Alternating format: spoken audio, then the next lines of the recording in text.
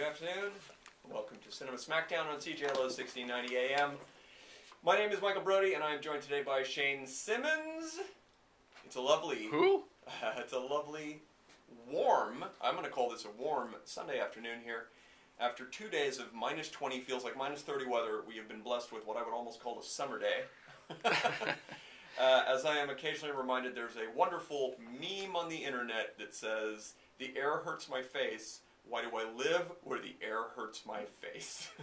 And then there's a follow-up image of tarantulas and cobras, and it says, "Oh right, that's why I live where the air hurts my face."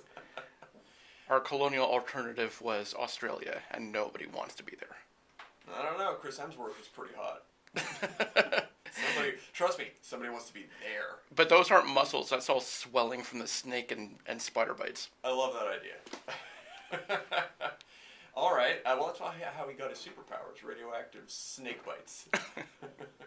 So we're finally going to get around to it today. We are going to crack the seal and broach the best of 2019, which will wind up being some of our favorite and some of our, as I love to touch on, most underrated movies. My entire list of 2019 movies is underrated films that no one has talked about. Yeah, well, we had to wait until last Sunday for the Oscars to tell us what the best films are, because we can't think for ourselves. So the 2019 Oscars have come and gone, or to say the 2020 Oscars, talking about the 2019 movies, has come and gone, and I feel comfortable now saying that of the 8 or 10 Best Picture nominations, I didn't like a single one of those films. Now, don't get me wrong, there are good movies in that list. There are movies people like that I don't have issues with. But you notoriously hate everything. I didn't hate every film on that list, but I will say I didn't love a single one of them. Not one of the movies, including Joker, including Parasite, including, I think Knives Out was in a Best Picture category. Was it? I don't care. My point See, for the second year in a row since I was a child, I did not watch the Oscars. That's how I know you're all dead inside. Well, no, I think the Oscars are dead inside. I'm just acknowledging that it's a hollow husk of what it used to be. But I don't understand. I mean, how can you pass up the chance to watch so-and-so host? Oh, wait, I meant no one. Right, no one hosted again for the second year in a row. There we go. At any rate, yeah, we're not here to crap on the Oscars, which is a very, very easy thing to do. Instead, we're just going to talk about the films we give a damn about. Things have really changed, though, from a few years ago when we did our 3-hour Oscar show. Yeah, but we were young then. We were naive. We still gave a damn about what the Academy had to say. We were drunk on our own power. I think if you go back and listen to that episode, you'll notice that I don't give a damn, but I just thought it was all very funny, which has been my impression for decades. The last time I'm not getting into that, but I haven't really cared about the Oscars since the early 1990s, and since then it's kind of a... What's that young upstart comic Billy Crystal doing these days? Why doesn't he host? Well, you recall a Mr. Saturday Night where he played an 80-year-old version of himself? Well, he's now wearing... He's there. Now he's got the De Niro de-aging makeup to look like that. Right. So that's a perfect way to go for good old Billy Crystal.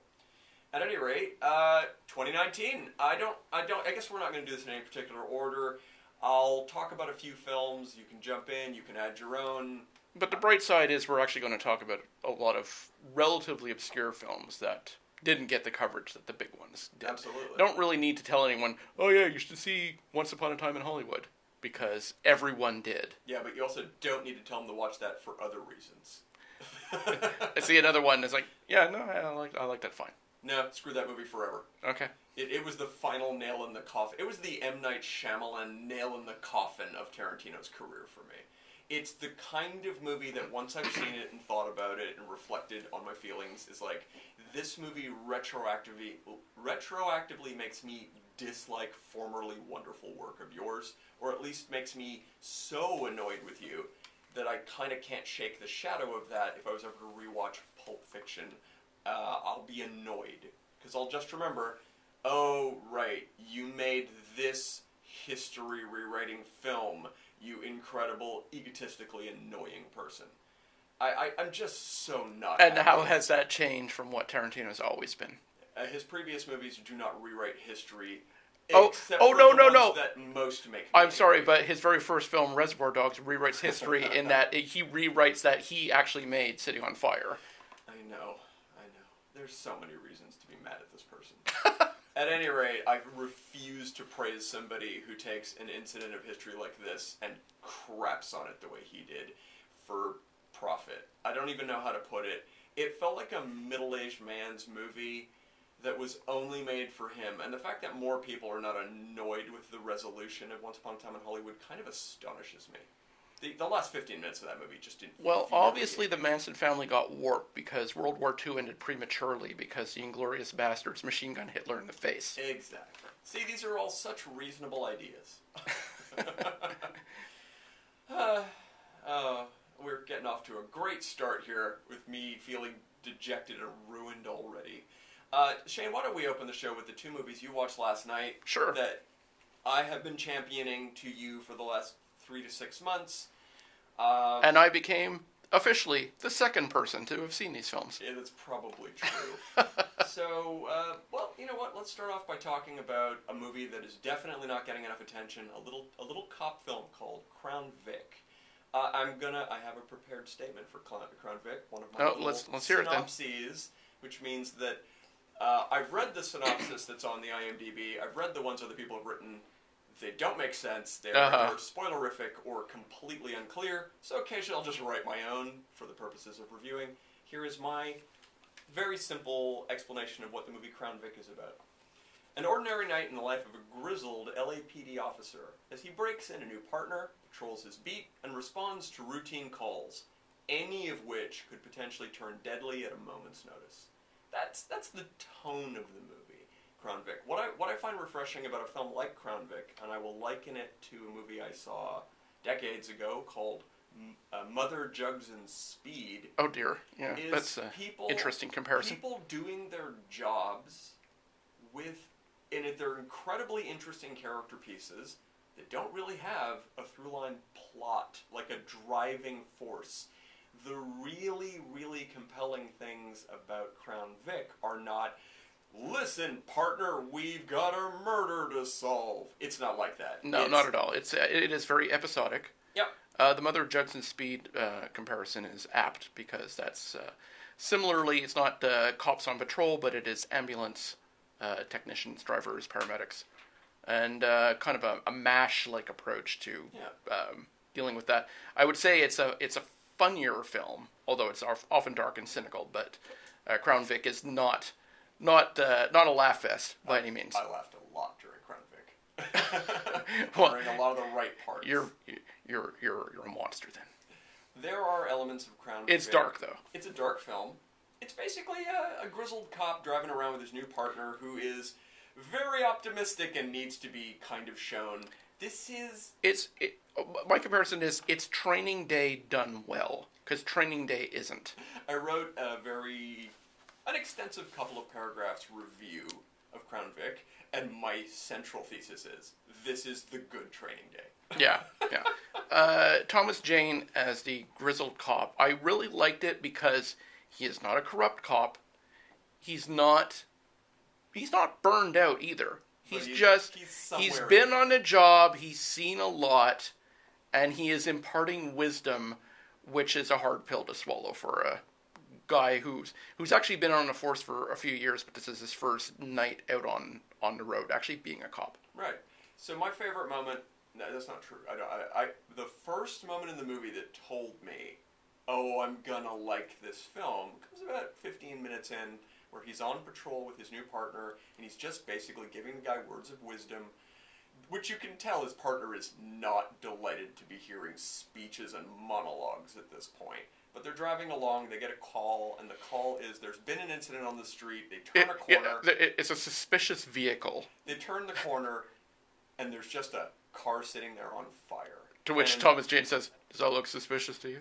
Right, so just let me get through this. Sure. So what ends up happening is, Thomas Jane, the grizzled older cop, he's still kind of in monologuing mode. So he's telling his partner this and that about the scene, about what to expect in general. There are no people around. There's no real threat here. It's just a car on fire. And he looks at it and he goes, do you know what I see over here? 2 hours of paperwork. And they get out of the car, and he's still like, the job works like this, things are like that. And then he approaches the car with his partner not far behind, and he breaks mid-monologue and goes, "Oh, man." And his partner says, "What is it?" And he just looks in the car and goes, "There's a guy in there." Yeah. Meanwhile, it's an inferno. Yeah. Yeah. And what I loved about it was, that's just tonight's little incident, and we're not done. And this isn't we better figure out who did this terrible thing. It's just, we're police, we've seen an atrocity, we're going to write a report about it and get right back on the beat. Yeah. You sweep up the mess, you move on to the next mess. It's just an aw man moment that really works for me. Aw man, perfect. And then the rest of the movie is really compelling and interesting, but I know this is not a film for everybody because it is not a 3-act structure, simplified character arc of, we meet the characters in the first scene, and they've got a mission to accomplish, which we follow through in the second and do in the third. It's a beat movie. It does ultimately have some plot lines that resolve quite nicely in the last act, but they're almost an afterthought. And I will say this, I say this about certain films when I see them and when they work for me, this movie is Craig Zoller adjacent. Mm-hmm. It feels like it could be in the same world as Dragged Across Concrete. Just sort of off to the side. There were some moments that really resonate with me. Now, my point being that I love what Craig Zoller does with his character arcs and his version of the dangerous world we live in. Any further thoughts on Crown Vic, Shane? No, I was it was a pleasant ride for me. It's been a while since I've seen a police procedural that grounded. There is a sort of subplot of a major threat that I'm glad doesn't get played up as much as a normal film would. Oh yeah, that's one last thing I wanted to say. Two last things I wanted to say about Crown Vic. One, I was so impressed with the quality of the filmmaking in this movie that I sought out the director's previously released movie that he put out about 5 years before this. And the director's name, writer-director Joel Souza. And I will say, when you compare his previous work to this movie, this is a quantum leap forward in quality, writing, filmmaking, on every conceivable level. His previous movie is right on the edge of too amateur to watch. And this movie is sharp as hell. So I'm really delighted by that. And depending on your take on film score music, what you like, what you don't like, this movie has an electronic score by a composer named Jeffrey Allen Jones, who previously scored a film called, I think it's called Most Beautiful Island. And it is by far, Crown Vic has my favorite score music of the year. I have listened to it outside the movie, and I find it very compelling and interesting. So, big shout out to Jeffrey Allen Jones for doing a great job on that. And with all that said, we have managed to reach our ad break moment. It's always good to get through one film, yeah. Before the ad break. Well, we did get to rant and rave about the Oscars a little, which is always a nice thing to do. So, with no further ado, we'll quickly break and come back with our thoughts on more of the best and most underrated films of 2019. Yeah, good segment. Fucking headphones sliding off my head the whole time we're talking. Is there another pair over there? Yeah. Thank you. I don't know what's going on there. Maybe my head's slippery today. No, that's Yeah, I'll be showing that one to people. Sweet. Yeah. I know that Ghost That Walks is a harder sell than for movie. Might be a good Christmas movie. I saw it just around that period too, which is very funny. It's kind of like a companion piece to Silent Partner as far as crime Christmas movies go. Never took no for an answer on CJLO's 1690 AM on Tuesdays at 9 AM with your host Clara, the latest in local and international electronic music. These beats will wake you up in no time. No, this is a nice ad. I like the smoothness of the music they ended up playing. And we're back on CJLO 1690 AM. Our show is called Cinema Smackdown. And our long-awaited countdown of the 2019 movies we loved and or are notable and or were super underrated or barely noticed by the general media is what we're talking about today. We just got through talking about a movie that delighted me to no end, which was called Crown Vic. I do want to mention one thing interesting. 2019 was a very quiet year for film for me, right up until the last 2 months. So I went about 10 months without really liking anything. It was just average movie after average movie. Yeah, going back through my list, I realized I saw stuff early this year that was mostly mainstream stuff. It didn't stick with me. I didn't care. All the discoveries came late. Mm-hmm. Yeah, it's amazing. And it wasn't like these were Oscar contender films, because nobody saw them, nobody cared. Right. But the ones that most touched you were these personal films. Yes, that's what we're talking about absolutely. today. And that's the thing. It was a very quiet year for that until around November for me. And then I saw, in 3 weeks, by some fluke, nearly everything that's on my list was released. Or just dumped, I guess. Might be dumped more like, yeah. Again, because almost nothing we're talking about had a good release, other than just straight to VOD. Or was even particularly well received. I'll take a moment just to do a shout out to the highest profile movie I liked this year that I think is worth mentioning. And that would be the well-regarded, but criminally underseen Booksmart. The female buddy picture about 2 high school students who realize on the eve of graduation that they buckled down so hard that they missed out on the actual experience of what was good about high school. They focused so hard on their academic career that they never experienced high school and are determined in the final night to do everything you would do that's fun. And it's kind of a great movie. It's filled with really smart writing, incredible charismatic acting. It's always hard to talk about a high school movie and not somehow compare it to John Hughes. It has elements that are in there, but it's its own thing. It has great moments, and it's not a perfect film. There are moments I was like, ooh, I wish this wasn't in here. But it is so... I wish Anthony Michael Hall wasn't still trying to play a high school student. I've seen him play a returning to school bully on Community, which I quite enjoyed. Oh, yes. A 50-year-old guy doing extended education. Yep. That was quite fun. Especially since his scrawny teenager days, when he became a pretty pumped-up adult. It is quite something to see the shift in his career. At any rate, Booksmart stars, what are their names? It is Caitlin Dever and Beanie Feldstein, and it was amazing how much I liked their chemistry, and how much I thought this movie was so gonna hit, and then no one went to see it. It had a wide release, and it just tanked. Somehow, the ad campaign, something about it, it didn't fly. But I think it's a much, much better film than anyone has given it a shot to be. I think it should have been one of the more successful mainstream movies this year. And yet, it just didn't fly. So that's my little shout out to Booksmart, which everyone pretty much agrees is great. It's the one critically acclaimed movie that I'm on board with, compared to most other critically acclaimed But movies only this because year it flopped.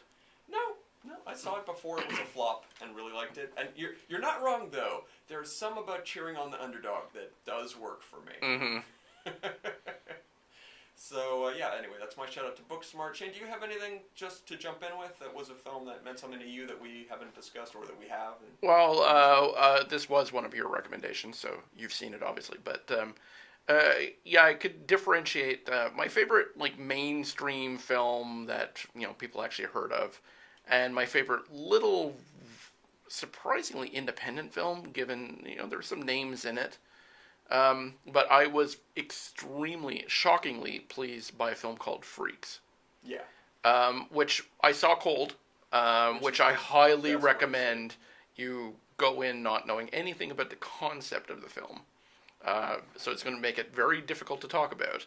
I think we should talk about a tiny amount of the elements, because just saying, it's really great, see it, people don't retain that information. Yeah, well, the setup is... It's a father and a daughter holed up in a house. We don't know why. We don't know if he's crazy. We don't know if there's something surreal going on. It's one of those concepts that it could go a dozen different ways, and I've seen this concept done a dozen different ways. And as it reveals itself, it does so in a way where I was pleased with the choices every step of the way, and I kept cheering the film on to not screw it up. And it didn't. Not only did it not screw up, it went in a direction and to a place I was so pleased with. No, that's a very good a good summation, and it really. It's a polarizing movie. I know people who saw and had your exact experience and mine, which was I'm very compelled to see what is the next choice you're going to make with the story, how much information are you going to give us. But I know people who saw it who were completely nonplussed. They were bored and disinterested. There's so many films like this where we're in a situation where we don't understand what's going on for quite a while. There's a good long stretch before you get any hints of what might be going on. And there's a lot of odd things thrown in that are ambiguous and even surreal. And by the end of it, it all makes perfect sense. Yep. Whereas many films like this, they don't get to the perfect sense part.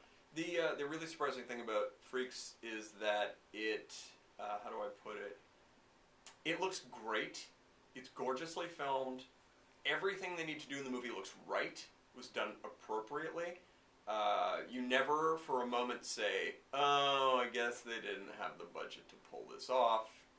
Wah. Which so many films I've seen where you go, oh, okay, I guess you had a $1 million budget and you needed a $40 million budget. Right. Because this is terrible. This film looks pretty great throughout and seems to hit exactly the right notes. It turns out this movie had almost no money in it. Right, almost right. Nothing. And there are special effects in this Yeah, there's film that are ambitious stuff in it. shockingly good. Yeah. And they're super well handled.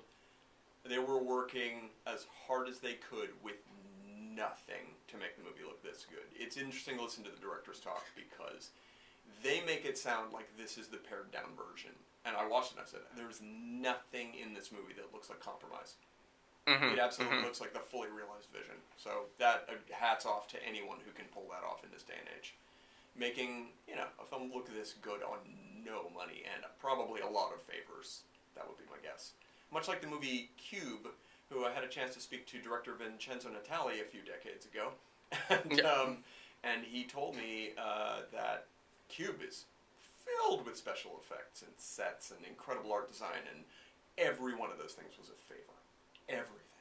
That entire movie was made on favors as opposed to giant budgets, and it Cube looks like it has a ridiculous budget in a lot of ways, so it's kind of amazing to see that. That's a huge shout out for a movie from the past. Vincenzo Natali's Cube. If you haven't seen it, if you don't know what it is, it's another one with just see it. Yeah, well, it's kind of, it's among the most famous Canadian films ever made. True. And justifiably so. Absolutely. It's a great movie. It's really compelling and odd. And if the first scene doesn't get you, I'd be surprised. Mm-hmm. At least watch the second scene. You're like, okay, I'll watch one more. Because when they set up the premise is a very interesting sequence. All right, well... that actually segues us naturally enough to one of the Cube-esque trap puzzle type films. On your list? It's certainly on mine. Yeah, it's a film I quite enjoyed. I wasn't floored by it, but if there's sequels, I'll watch them. Yeah, they could make 50 sequels. We are, of course, speaking about Escape Room. Am I right? Yep. Okay, just you took a pause like, no. No, The Irishman. So the movie called Escape Room, on the surface, is not an interesting premise. It's people go to an escape room and the dangers turn out to be kind of real. That doesn't sound like a movie I want to watch, but talk about a film with, I don't even know what the budget of this movie could have been because every sequence in the film looks really expensive to me. There's a lot of expensive set design. I mean, to the nth degree, where you know this is a smaller movie. It doesn't star a single famous person. Mind you, I mean, the sets are... Premise film. Each of the sets are ambitious, but it's kind of like, well, we built this set, and we're going to spend 10 to 15 minutes of the film in it. Mm-hmm. And then we're going to go to the next one, and the next one. But there were so many of them, and every one of those sets is different and interesting, and usually has moving walls and or other characteristics that required construction, and they look solid as a rock. Not even getting to how interesting and complex the last set of the movie is, which is really something. It's hard to describe this movie without comparing it in a weird way to the Saw films. Yeah, because they're trap solution-based. Yeah, I was expecting it to go into torture porn territory, which it doesn't do. No, it's a very, very respectful, tense, suspense, character-based film. I will say the characters are a little wafer thin, but they're likable. You kind of root for certain people as the movie goes on. But it's really the premise, room by room, as you are given different situations and asked to try to figure them out. Not every one of them has a real-world easy solution that you could have... They're not like word puzzles that you go, wait, I've just realized that's an anagram for something. But they all are a lot of fun. And, I mean, I really like Q partly because of the non-explanation for why this is happening. Mm-hmm. Escape Room has a much more literal, on the nose, this is why it's happening, but I still quite like that explanation about... The explanation for Escape Room is what pushed it over the line of, this was dumb fun, into, now I want to see more of these. Mm-hmm. And I don't need more questions answered, ever. No. I just want more Escape Room stuff. I'd be delighted to watch 3 more movies like this, where they just keep upping the ante on how far can we take this concept and how much fun can we have putting people in these Jeopardy situations. Yeah, it's a good... Here's the thing. It's a good, dumb, fun movie. Mm-hmm. And I love watching those from time to time. I would say it's a little more clever than your typical dumb popcorn film, but you don't have to sit there and try and peel back the layers of the onion. No, you're right. I'm going to move on to the discussion of another film that has a similarity to it in a certain way, in that it is structured in almost a room-by-room kind of storytelling. Meanwhile, as I praise the production value on Escape Room, I will mention that this movie looks like it's made with cardboard. And that's not a bad thing. It's a very cheaply made film, but it's absolutely appropriate to the storytelling. And the movie And you're talking about The Irishman. I'm always talking secretly about The Irishman. We'll get to that one at some point. No, I'm going to guess you're talking about Haunt. I am in fact talking about Haunt, which is, as you mentioned earlier, while watching Escape Room, we had this thought of, is this going to just quietly delve into torture porn? And it never does. Whereas Haunt quietly does delve into the torture porn kind of genre, but it's very smart, very respectful. It is the rare thing. Let me read my write-up of Haunt. I did also write a little thing. Oh, it's real short. In fact, I think I just stole this one. I didn't need to overwrite this one, like some people do. On Halloween, a group of friends encounter an extreme haunted house that promises to feed on their darkest fears. And I have a write-up for this, which I think is about right. Let's face it, there are always going to be horror movies where dumb teenagers get bumped up one by one, but as far as movies of the genre go, Haunt is easily one of the most satisfying ever made. That is my general review of the movie. I really liked the setup for the film, the simple character stuff where we know what some people want, who they are, what point of their life they're in, and then they all go to this building that promises to be scary, and then they go from room to room having strange experiences, many of which are unsettling but benign, and then at some point you start to realize, oh, they're going to kill these kids. Yeah, it's like, how for real is this? Yeah, there is a real question for quite a long time in this movie of, is this going to get serious, or are they still messing with them? And when they finally answer these questions, I really loved the answers. And there are layers to that answer. Once you get your first round of answers, there are later on more answers in terms of who's behind Yeah, this, who's behind it, who's actually on board with it. Yeah. And I think this movie has lots of great little mini twists, and I think it has a deeply satisfying conclusion on a number of levels. I am reminded of a little bit the Saw movies, but in the best way when you're watching. If you're a fan and you enjoy that, I wonder how they're going to get out of this situation. There's a little bit of that. But even more to it, there is a series of films I really do like called the Collector series. It reminds me of those as well, which are also room-based situation puzzle problems. So yeah, Haunt does not feature a single recognizable face. It is an entire gang of newbies, and everyone's great in it. There's some standout performances in Haunt. Yeah, well, I showed this to people for Halloween. That was my Halloween choice. and it went over quite well. So Good. I always like to hear that if you get more than 5 people in a room and they don't react super negatively or with absolute boredom to something we've enjoyed. I tend to see most of my movies alone, at least on a first screening. Once in a while, same show here. things to people. It is funny the contrast of my alone reaction to stuff and realizing, oh no, this plays big. Yeah.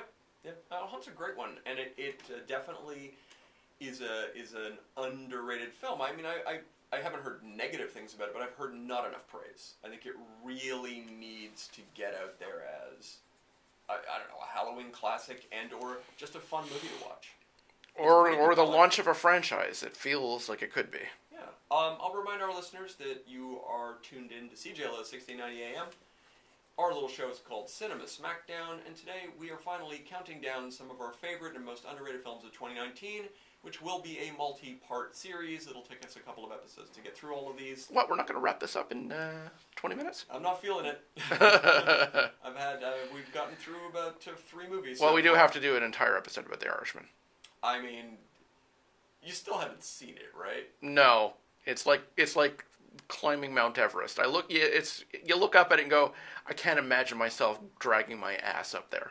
Here's the thing about watching Everest, it's exactly like climbing Everest in that you will be realizing as you arrive there that, number one, you were standing in the longest line ever of people to reach the top of something that will ultimately feel pointless, and, as we have all recently learned about Mount Everest, and it's the same of The Irishman, is entirely covered in feces. Not to mention dead bodies. The Irishman is covered in dead bodies, but it couldn't be more boring dead bodies. Well, by dead bodies, I mean dead careers. Oh, dear. No, but there are, let's just get it out there, not a fan of The Irishman. I didn't enjoy 5 minutes of this film, which is to say there are 3 or 4 good minutes, but wow. When the highlight of the movie, for me, is a complete throwaway sequence in which Joe Pesci has an argument with his wife about smoking cigarettes in a car, which was by far the highlight of that movie for me. You know you're in for 3.5 hours of torture. Talk about torture porn. You strap me into the Clockwork Orange chair and force me to watch The Irishman again, and I will change whatever behavior you need me to change to make that pain stop. Well, hey, what can I say? That de-aging software is just magic, isn't it? Oh, I loved what someone... We're all waiting for that sequel to Spartacus, starring... Oh, wait, too late. No. You're a monster. I heard what someone said the other day, and he said, wow, that de-aging stuff they're using on De Niro, man, it really made him look younger, but wow, could they ever not make him move younger?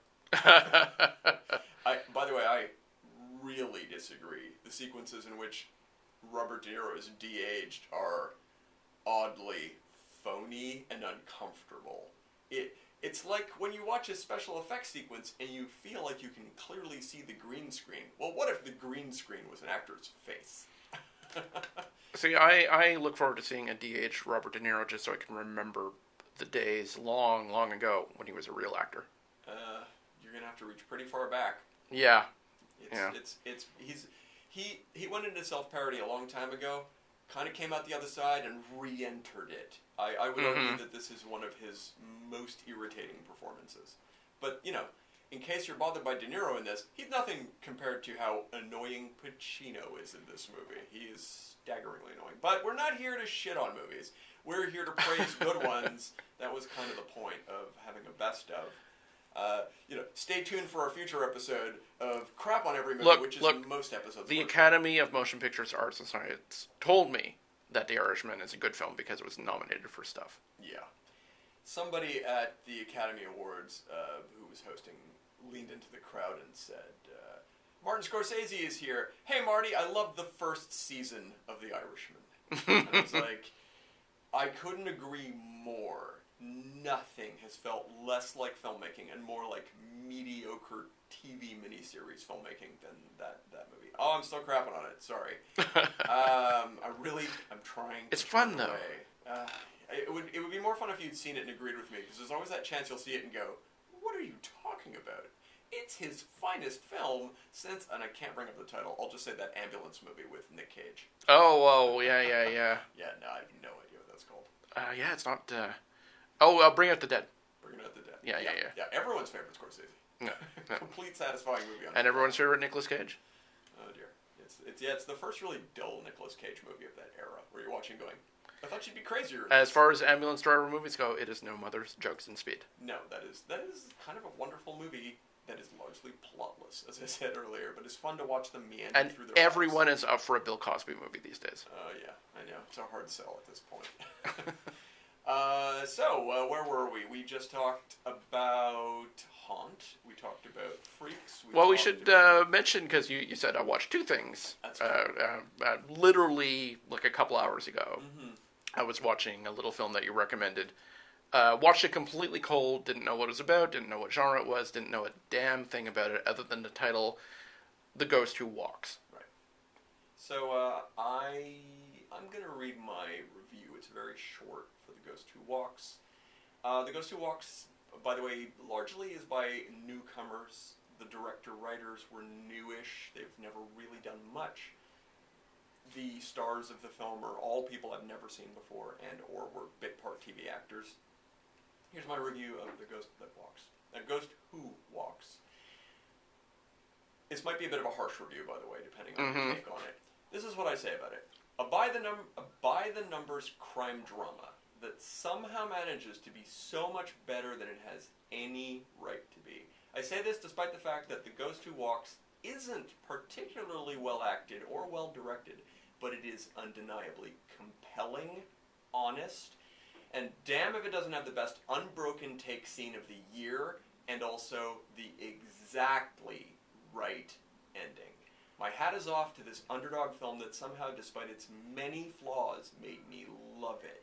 That's my review of the film, which I hope conveys my great feelings towards the film, while tempering anyone's expectations that it be a masterpiece. Yeah, I think you're over tempering it there, because I I was know, really expecting, given your description like that going in, I was really expecting Amateur Hour. The thing is, I watched it cold, without a review, without someone telling me I should like it, and there was a percentage of the beginning of that movie where I just kept expecting the movie to fail. It had this interesting tone that felt like, well, you had some oomph, but it's gonna go downhill. But as we neared the climactic third of the movie, it has some second act meandering. Yeah. But nothing that lost me. Great. And I actually found the opening quite compelling. The first and third acts really sold me on the film. Yeah. Look, it's a movie that it falls almost the hardest into my category of most underrated. This movie has I did a lot of quick magic in look up on IMDb, and it is shockingly lowly rated to the point where it's like, I'm not sure what people were expecting or wanting out of this film, but it's one of the better crime films I've seen in the past decade. Yeah. Here's the thing, multiple things about this movie. I really like the main character. Yep. And I like the actor. I want to see him in more stuff. Yep. He has a thing. His dirtbag junkie friend is a little hard to take in some scenes. He's almost, slightly cartoony. This is a part that in a big budget movie would have been played by Charlie Day. I don't know if you know Charlie Day. He's the guy in It's Always Sunny in Philadelphia. He's literally doing a Charlie Day. I was thinking more early Ed Norton.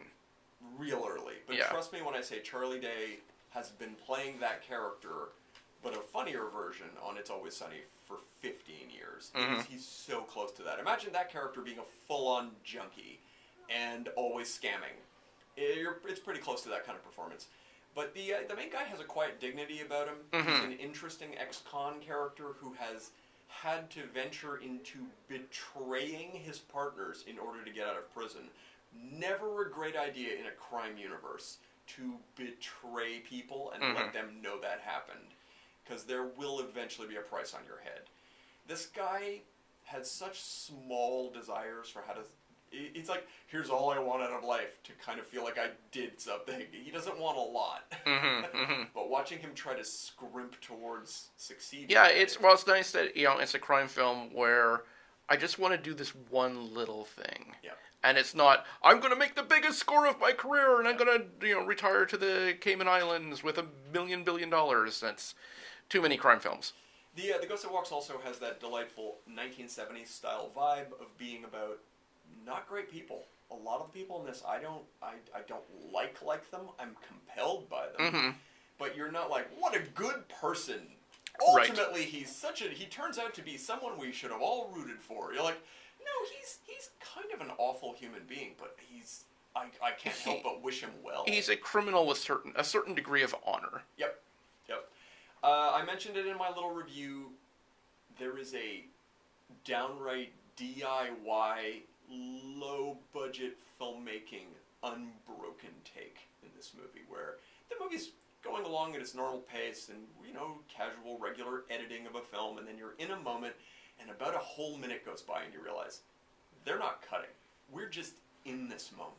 And it is a deeply upsetting, engaging sequence. It goes on for quite a while, and I loved that scene. That was the moment where I realized all of the worries and fears I had that this movie was about to become bad were washed away when I realized, the people making this really give a damn. Uh-huh. They're trying so hard, and they're succeeding far more than they're failing.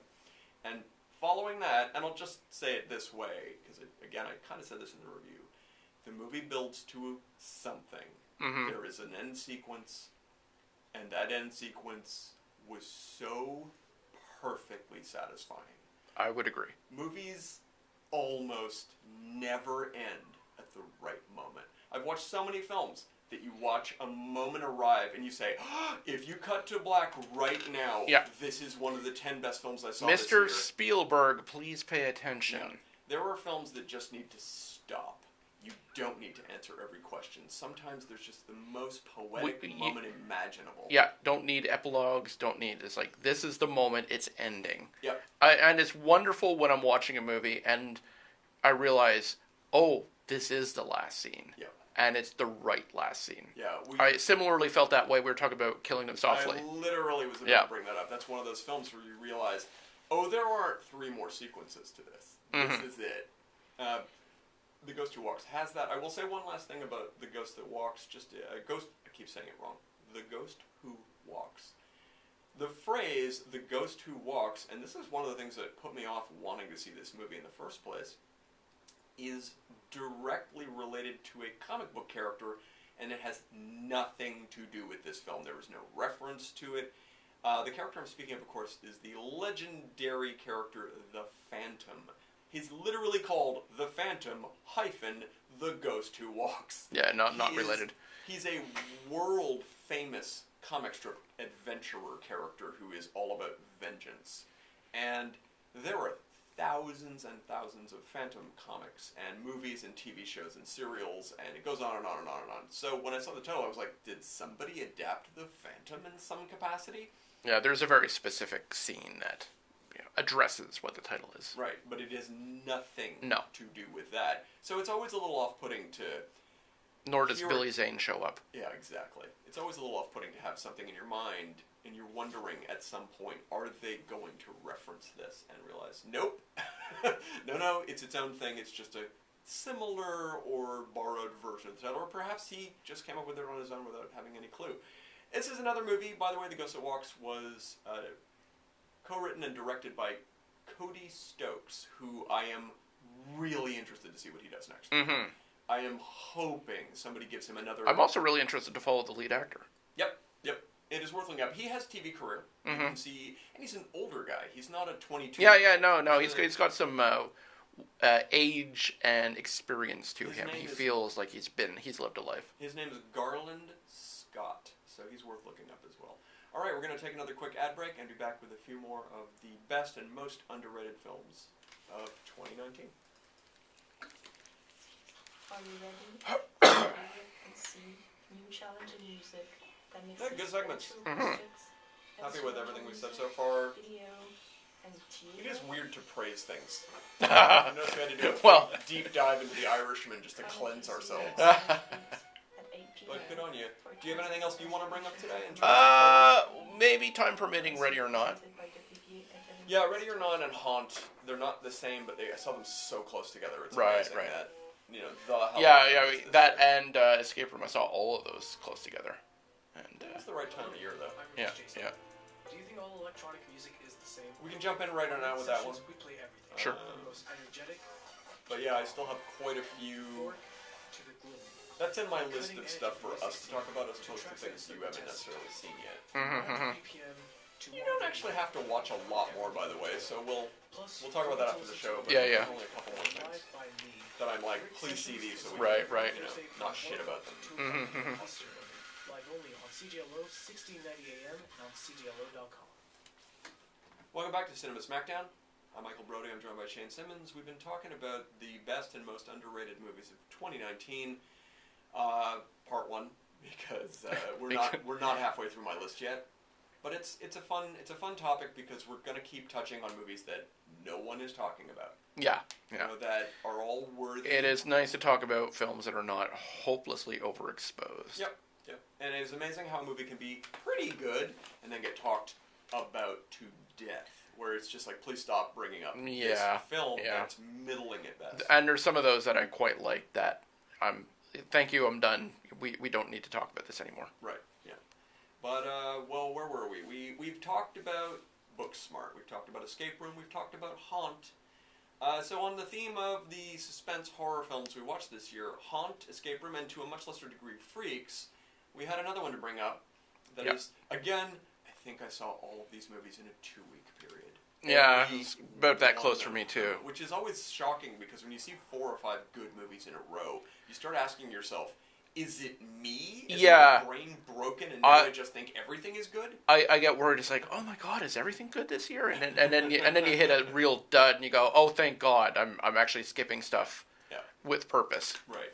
So we'll bring up a movie which I think we brought this up during our duo directors episode where we talked about directing pairs of people, which was also Haunt. Haunt was also one. That's of those. true. But the movie Ready or Not, did I write a write-up for that? I may have. Let me see. Let me glance through my list. I did. All right.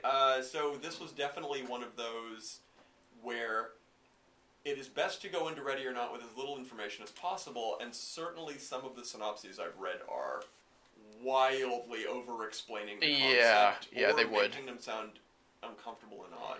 I'm almost worried that the opening sequence of the film explains too much of its concept. Yeah. Well, here is my one-sentence write-up for the movie. A bride's wedding night takes a sinister turn when her eccentric new in-laws force her to take part in a terrifying game. That's it. Yeah. Just get in there. Just watch what's unfolding. The furtive glances that the in-laws shoot each other in that sequence tells you all you need to know about the night ahead of you. It is a delightfully, almost real-time movie. Yeah, very close to it, yes. Let me see. Oh, well, you know, here's my brief write-up that I like try to pitch people on when I explain a little bit about the movie. I say, Ready or Not may just be the single most satisfying comedy horror film of recent years. It is filled to the brim with the kind of head-exploding hilarity and innovative acts of outrageous violence that you would expect from a film like, what was that movie, the James Gunn-written movie from, the Belko... Oh, Belko Experiment. Yeah, the Belko Experiment, which is also a wildly underrated movie for how devastatingly entertaining that film is. It's just like... Here's a bunch of characters. But you need to have a morbid sense of humor. Oh, absolutely. These are black comedy films. Ready or Not is a delightful black comedy movie. There are a lot of setups that eventually pay off brilliantly. But it's got a lot of It's also the most blood-soaked film ever to be shot in Toronto's Casa Loma. I know. More so than Scott Pilgrim Saves the World. So Ready or Not, we said, was by a directing team. It's Matt Bettinelli-Olpin and Tyler Gillett. Another directing team I am very excited to see whatever they do next, because this is what I have to say about the film. These two guys, they've delivered an infectiously entertaining, no-holds-barred murder fest that keeps upping the stakes over and over. And it's almost a get-out-of-your-seat-and-cheer movie in certain places, which is so refreshing in the last 20 years of film. It certainly qualifies in this subgenre I like to call Blood-Soaked Bride movies. Oh, that's true. That's true. And There's a bunch of them going back quite a ways. I just definitely want to mention that the directors clearly had the time of their lives putting this film together, and it's one of those movies where it really shows. The energy is high in Ready or Not. Yeah, as you said earlier, there's a prologue in this movie that is so skippable. Yeah, having rewatched it, there's enough information that's kind of important later that it's worthwhile. I do this from time to time with a number of films that have an upsettingly premise-ruining opening explanation scene. I'm looking at you, Equilibrium. I'm also looking at you, Dark City. Yeah, those are the two most heinous. And I have shown, especially Equilibrium, to many people by skipping that opening sequence. Oh no, I would argue that actually between the two, Dark City is far worse. Yeah, but I don't like Dark City as much as I like Equilibrium. So I show Equilibrium to people regularly. Dark City I've never even revisited. When you open Dark City with a man sitting up in a bathtub and no information, the next 20 minutes are fascinating. Yes. When you open Dark City with a shot of the city with Kiefer Sutherland over-explaining for 3 or 4 minutes a heavy-handed science fiction concept, you are killing the slightest chance that the next half hour of the film will be even watchable. It is extraordinary how there is an unfortunate structural Hollywood thing that's been going on for years now, where you kind of have to open with a big bang. Yeah. And it's often a flash forward to something that's happening in the film later on to go, yeah, now we're going to explain how we got to this horrible moment. Whereas Ready or Not begins with a flashback to earlier in the family history. So you get a little hint of the dynamic that goes on. And that does become important about specifically the fate of 2 of the children and their attitudes as adults. Gotcha. Totally agreed, and I really loved the film. I'm very, very happy with it. I liked... this is more of a medium-level cast, like recognizable people, nothing, nobody outrageously... Well, speaking of Cube, the Battle Axe Ant is the older of the 2 women in Cube. That's true. That's our local Toronto cast. Yeah, it is indeed. Rearing Yeah. their heads and forcing their way in as the Canadian players do. Oh, but she's excellent in it. I mean, she's such everybody's they're all great. Yeah. It's not like, oh, here's a token Canadian who's good and blah blah blah. Do the less than stellar performance. It's like, no, everyone in this is, I think, kind of perfectly cast as their own character. Adam Brody has a small part in this film. He's throughout the movie, but he's got a smaller role, and he would be the most recognizable actor in the movie. He's having an interesting year in that I feel like once he was the actor on the OC, that was his big claim to fame in the beginning, and he was sort of poised to be the next young adult sensation. It never quite hit, but he's an interesting actor. He's got a certain kind of sarcastic delivery that is very entertaining. I've always liked Adam Brody, but he's been kind of middling for a while, and this was an interesting year for him because he's got a pretty meaty part in Ready or Not, and he's also a surprise addition to the movie Shazam, where once all the children transform in the last sequence of the movie into their adult superhero selves, he's one of them. And it was a nice surprise to me to see him playing this really likable character who, in any other universe, would have been named Captain Marvel Jr., because that is literally what character he's playing. Right. But, we're not allowed to use the copyright word Marvel issues, yeah. in terms of the Shazam franchise. It's always good, people, to design a character and try to market him and realize part of the way through that, we're not allowed to say his name in the movie. Yeah, well, this was sort of name-camping legal shenanigans that happened in the comic book industry way back when. It's very, very strange. But to have an entire franchise built around a character whose name you're not really supposed to say within the context of the film makes it really hard to have triumphant moments where he goes, I will survive this because I am so-and-so. Well, let this be a lesson to you kids. Never at any point let your copyright expire. Always keep on top of that. Yep. Marvel actually kept up a series every 5 to 10 years of releasing a comic book called Captain Marvel, just to make sure they could hang on to those words. Up until recently, when they altered the character and turned it into the Carol Danvers character, who was already an existing Marvel character named Miss Marvel. and changed her into Captain Marvel, which was the smartest thing they've done in decades in terms of keeping a copyright IP.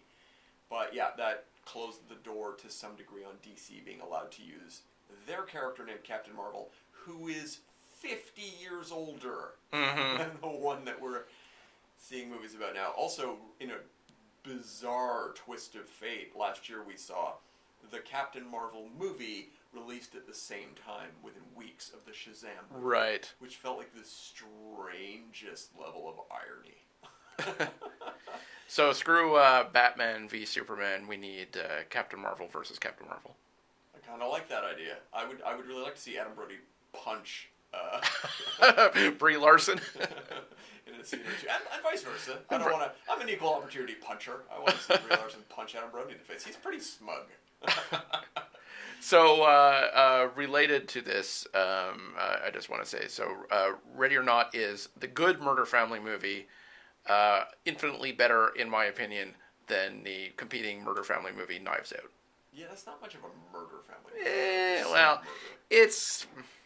There's elements, but... Well, I refer people back to our earlier episode, which I called 35 whodunits that are better than Knives Out, which we did about a month and a half ago, and was deeply satisfying to run down that list of delightful. Yeah, I'm sure if we'd taken the entirety of film history, we could have doubled, if not tripled, that number. Oh, absolutely! But I really wanted to hit my favorites. I never miss an opportunity to underline what an amazing movie The Last of Sheila is. Yeah. Yeah. That film is next level satisfying in terms of weird stuff, character. One of the most legendary films I've ever shown at movie night. It gets referenced constantly among attendees to this day. I mean, just telling people, you should see The Last of Sheila. Here's its pedigree. It's written by Stephen Sondheim and Anthony Perkins, the guy from Psycho. They wrote a murder mystery about game playing, and it is pretty damn uncompromising and really, really demented. Ready or Not, also about game playing. Yes, very much so. They both involve getting seemingly, completely innocent, happy people to engage in a game that may at some point go wrong. And more so in Ready or Not. Yeah. But there's definitely elements of that in The Last of Sheila, which is it's definitely the top 25 or 50 films I've ever seen. I absolutely love that movie. I've watched it several times. It only gets better. And it is largely forgotten. Yeah, and it's amazing, how it is not the classic people refer to as, I wish movies were as good as. Yeah, this crazy murder mystery from the 70s. Exactly. All right, well, we have about a minute left. We're quietly running out of time. Shane, let's do some plugs. What are you famous for, and what are you pitching this week? I write books and stuff, and they're all available on my author page on Amazon.com. Look up Shane Simmons. You'll find a long list of many things I've worked on. What is the newest book you've released? Newest one is, speaking of crime stuff, it is a collection of crime short stories called Petty Crimes and Vindictive Criminals. Released very recently, and again, Amazon, Kindle Unlimited, and paperback. I will do a shout out for me. On the same note, I did a tiny bit of work on this book in the sense that I read it, I complained about parts, you probably didn't fix any of those, but you did use some of my copy editing. I certainly fixed typos you found. I'm a huge, important piece of the puzzle here. It's all about me. Well, you liked some of the 20 stories, didn't you? I did. I, in fact, did very much like some of them.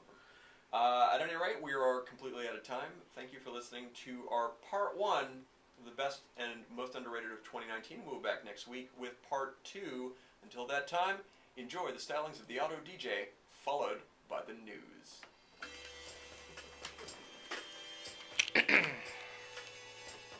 That was fun. And You're listening to CJLO 1690 Yeah. AM. Wonder how many weeks we'll end up doing. minimum 3. Yeah. Just based on the numbers. But actually, I think 3 is it. We'll see. You never know. We might get to the end of 2 next week and go, we're back. It's possible. Maybe. I mean, I really enjoyed the no pressure, let's talk as long as we want about each film. Right. Like, that was the perfect version of that for me. Yeah. We know we have more to say, and yet we're not just